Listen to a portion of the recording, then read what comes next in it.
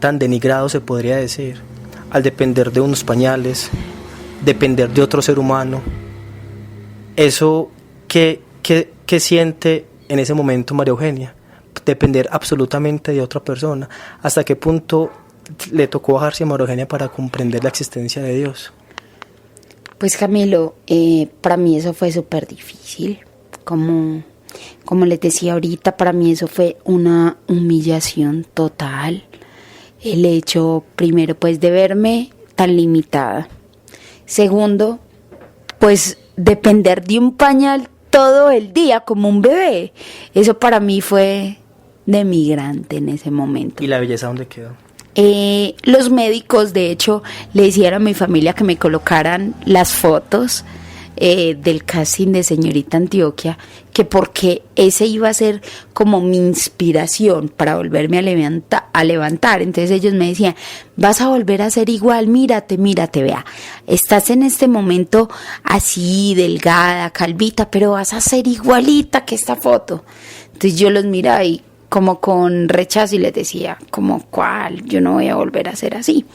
Entonces eso para mí fue muy triste, Camilo, fue demasiado triste, para mí fue una confrontación terrible, el verme cómo era de hermosa, pero cómo era de arrogante, de vanidosa, de orgullosa, de petulante, de mirar la gente por encima. Eso es demasiado triste, y luego verme tan reducida. Humillante. Pasa ese tiempo, digámoslo así, tirada en la cama, María Eugenia. Uh-huh. ¿En qué momento comienza la recuperación? Pues porque yo en este momento, para los oyentes que de pronto no logran vernos, ver a María Eugenia es algo increíble con todo lo que nos cuenta. Pues uno la alcanza a ver en este momento y es una mujer hermosa, con un carisma muy bello, y uno no puede comprender que haya pasado por todo esto. ¿En qué momento comienza esa recuperación, podríamos decir, milagrosa? Claro, Camilo, mira. El inicio de mi recuperación empieza con el encuentro del Señor. Un día en una madrugada en la clínica, los enfermeros pasaban en la madrugada, mi mamá permanecía en la clínica conmigo, lo mismo Milton, hacían noches también, pero ese día estaba mi mamá durmiendo al lado mío y apareció una voz en medio de esa alcoba oscura y la voz decía: lo primero que él me dijo fue, ¿cuál es la voluntad que tú has pedido de mí? ¿Por qué me preguntó eso? Porque cuando iba a los grupos de oración, la señora siempre al final decía: señoras, que no se haga la voluntad nuestra, sino la de Dios. Y cuando yo inicio mi quimio, yo le pongo esas palabras a Dios de lo que yo escuchaba. Entonces, claro, cuando él me dijo eso, yo miraba para todo lado, pero yo no sabía quién era. Yo decía, yo me estoy volviendo loca, ¿qué es esto? Las enfermeras pasaban, nadie escuchaba, mi mamá seguía durmiendo. Y la voz continuaba diciendo: yo resucité al tercer día y te saqué de la muerte a los 23 días. Cuando yo escuché eso, ahí entendí que era la voz de Dios. Y en ese momento yo quería correr, yo quería huir, yo quería gritar, pero es como que en ese momento, cuando es ese encuentro y nadie te puede quitar ese encuentro y es ahí, punto y ya. Y entonces yo seguía escuchando con miedo, porque tenía miedo.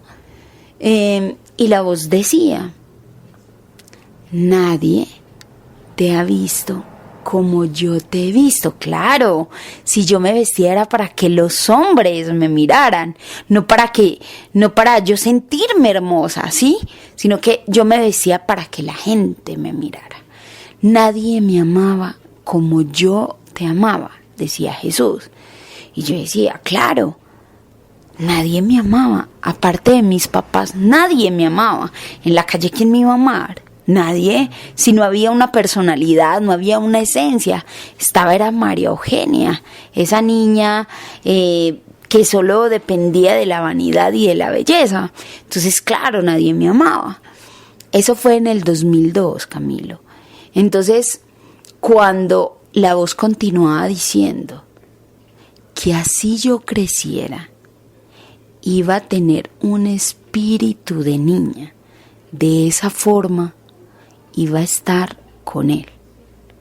ahí, en esa madrugada, es cuando mi vida se parte. De esa perdición que yo les hablaba al inicio, al encuentro del cielo, o sea, a la entrada con mi Señor. Entonces, amanece, yo veo a mi mamá en la puerta de mi habitación y la veo hablando con las enfermeras, y yo miraba hacia mi ventana y yo veía cómo todo cogía color. Yo veía cómo salía el sol, las nubes, el cielo, cómo todo se pintaba de color, y yo no podía decirles a ellas que miraran, o sea, cómo hacía para que ellas me entendieran lo que yo estaba viendo. Entonces, en ese momento entendí que Él lo estaba haciendo era para que yo empezara una vida nueva.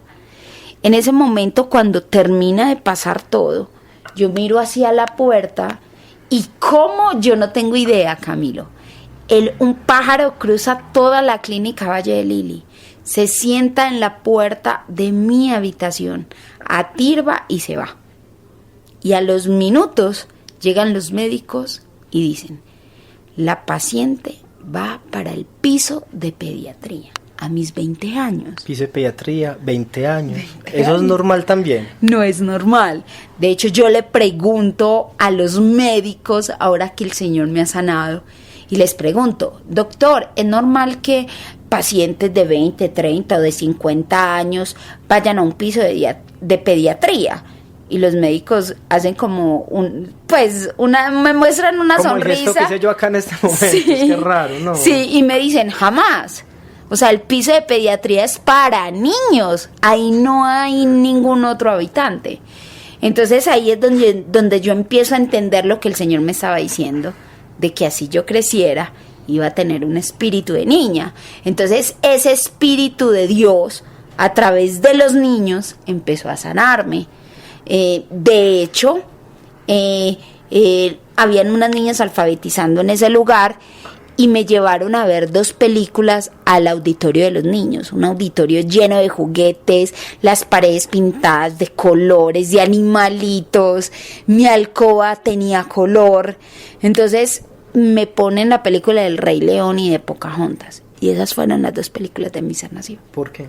¿Por qué? Porque mira, la película del Rey León, ahí nos muestran la soberbia, la envidia, el poseer lo de los demás, incluso de nuestras propias familias, el envidiar lo que nuestras propias familias tienen. Si este tiene más dinero, yo quiero tener más de lo que él tiene.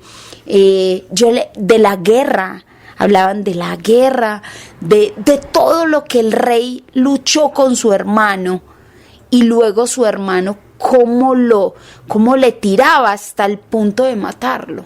Y eso era yo. Yo era una mujer arrogante, soberbia, vanidosa, como era Scar. Entonces, cuando yo veo ese encuentro, luego yo veo cómo su propio hermano mata y se lo tira a esas hienas, a los leones, a todo lo que había en ese momento. Veo cómo su hermano lo matan. Yo cómo le hice la guerra a mi familia. Yo misma mataba a mi familia con las palabras, con el rechazo que yo les daba, porque la familia por parte de mi papá no tenía cercanía tampoco. Pero el Señor restauró todo, Camilo. Luego viene la película de Pocahontas y encuentro el amor, incluso el amor propio. Ese amor que ese papá le daba a Pocahontas y le enseñaba. Y yo ni siquiera tenía amor propio. Esa película me enseñó a amar, a entender qué era el amor. Porque Pocahontas, amando a su capital, lo dejó ir. Porque eso es el amor. El amor es libre. El amor se dona, se regala a través de una mirada, de una sonrisa, de un abrazo. Y ahí fue donde yo entendí el amor. Y ahí fue donde el Señor empezó a sanarme. Y tú ya estábamos en el piso de pediatría. En el piso de pediatría. En una cama. En una cama muda y cuadraplégica. O sea, mejor dicho, María Eugenia, nada, de lo O sea, que era antes. Era como la intimidad entre Jesús y yo. Jesús y yo, después de la guerra entre él y yo, ya era el amor entre él y yo.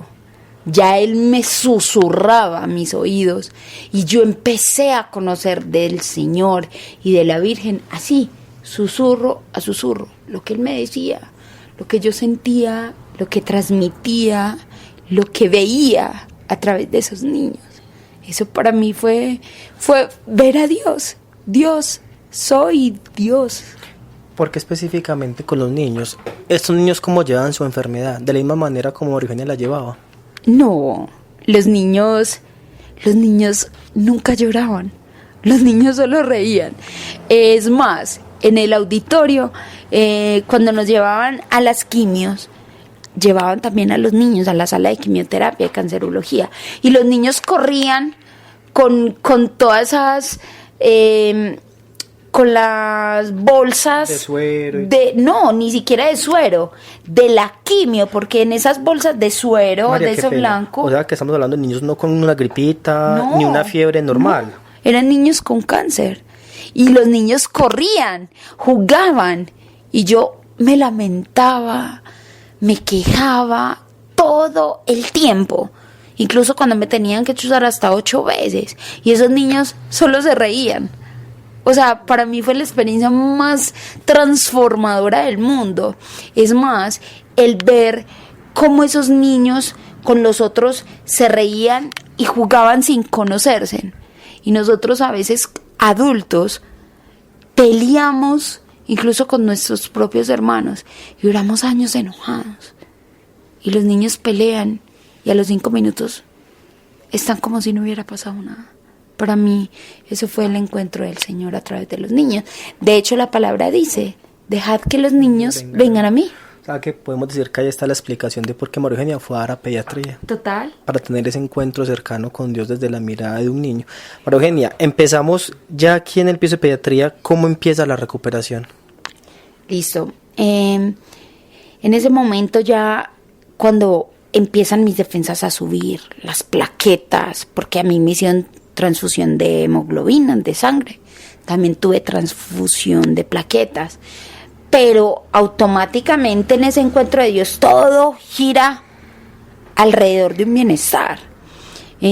Tanto fue así que los médicos dijeron que me iban a hacer una traqueostomía. Pero al inicio me empezaron a colocar una cánula, pero mi cuerpo la rechazaba todas las cánulas y eso es como, o sea, como la mano de Dios. No, quiten eso de ahí, eso no me sirve ahí, yo la necesito diferente, ¿sí? Lo interpreto así. Los médicos toman la decisión de hacerme la traqueostomía.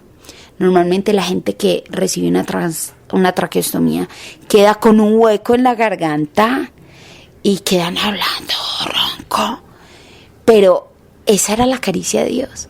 Ni me dejó un hueco, solo me dejó una rayita que es la caricia de Dios y me habilitó de nuevo las cuerdas vocales para esto, para hablar de Dios, para que nuestros labios se abran para proclamar la alabanza. Para eso el Señor permitió que mis labios de nuevo sintieran, hablaran, pudiera emitir sonidos de amor. ¿Esta recuperación cuánto dura? Dura 2 años. Yo estuve postrada 3 años. 1 año sin Dios, 2 años con Él, amando mi enfermedad enormemente, aceptándola, que si llegaba la muerte, pues que fuera porque Él la quiso así, ¿sí? O sea, que podríamos decir que María Eugenia cargó su cruz. Claro, y hay otra cosa, que Milton siempre estaba ahí. Milton siempre sabía los ciclos que me tocaban. Él le llevaba, como por decir, los inventarios de la quimioterapia al doctor. Y él me decía, Monita, vas a ver que unos años después te vas a estar riendo de esto. Y dicho y hecho, y dicho y hecho, sí. De hecho, tengo una muy buena relación con él. A los 3 años ya de estar enferma, ya con una fe más fuerte, una esperanza, ese granito de mostaza ya ha crecido, fermentado en el amor y en la fe. Yo le hablo al Señor al frente de mi oratorio y le digo, bueno, Señor, aquí estoy. No me puedo levantar.